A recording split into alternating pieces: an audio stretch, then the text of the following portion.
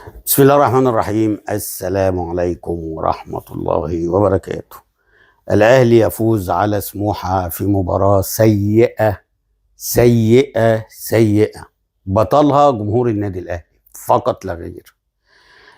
الأهلي بيقدم مستوى لا يليق باسم وجماهيرية النادي الأهلي. بصراحة عكف عكف عكف عكف، وقلنا الكلام ده 100 مرة. يا عم قعد إمام، قعد زيزو، قعد خلي الفرقة تبقى فايقة، خلي اللعيبة تنزل الجعانة زي طاهر محمد طاهر كده. ما طاهر برضو نازل يعني انا مش عارف يعني الماتش يضغط على جماهير النادي الاهلي لغايه الدقيقه 92 عقبال ما طاهر محمد طاهر يجيب الهدف، وبرضه صناعه محمد هاني، وبرضه زيزو طول ما هو في الملعب الاهلي ما بيكسبش، او ما بيخرج الاهلي بيكسب. ف علامات استفهام، لان بيبقى في مجاملات في التشكيل، في لعيبه بتتفرض على الراجل. وانا بقول لك الراجل اهو النهارده التغييره بتاع طاهر محمد طاهر قام جاي يطلع ياسين مرعي، ما خلاص بقى يا صابت يا خابت والكلام ده.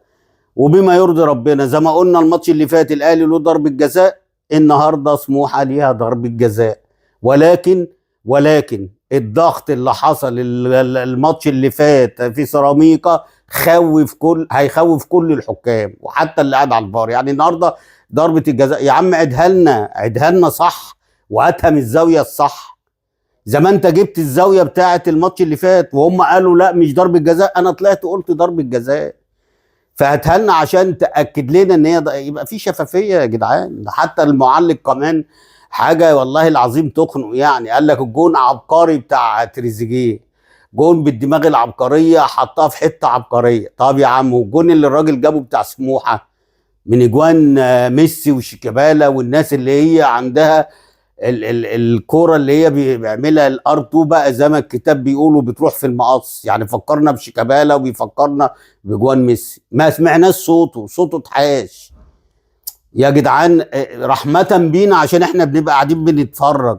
التطبيل الكتير بيمسخ المباراه. ما هو انت مش شايف كوره عشان تطبل. ما احنا لو شايفين ان في كوره حلوه وفي هجمه حلوه وفي كروس كويس وشوطه كويسه وتيجي في العارضه والجون احنا اللي هنطبل مش انتوا. احنا اللي هنطبل والله ما انتوا. انما مش على الفاضي وعلى المليان وجون عبقري وبدماغه العبقريه وفي حته عبقريه، والراجل جايب جون عالمي ما شفناهوش في الملاعب المصريه الا من شيكابالا، وفي الملاعب العالميه من ميسي، ولا جاب سيره ولا وصوته اتحاش. بصراحة الأهلي لا يستحق المكسب، واخد بالك؟ وكله يعني أنا عايز أقول الثلاث ولا الأربع فرق اللي هم مفروض بينافسوا على الدوري، النادي الأهلي أقل مستوى فيهم بالأمانة. يعني النهارده بص على بيراميدز، النهارده هو بيلعب رجع للمباراة وضيع ضربة جزاء ومضيع كام فرصة. حتى بعد الجون اللي دخل فيه ضربة جزاء هو جاب جون وبعد كده جات له ضربة جزاء وضيعها وبيقدم كورة. يعني النهارده زيكو مضيع وزلاكا مضيع ومروان حمدي مضيع وعندك مايلي مضيع وقطه مضيع. والزمالك لما بيلعب بتلاقي فيه كوره وبيضيعوا وبتاع. الفرقه الوحيده اللي ما بتلعبش كوره ليه؟ لان اصلا في مجاملات في التشكيل.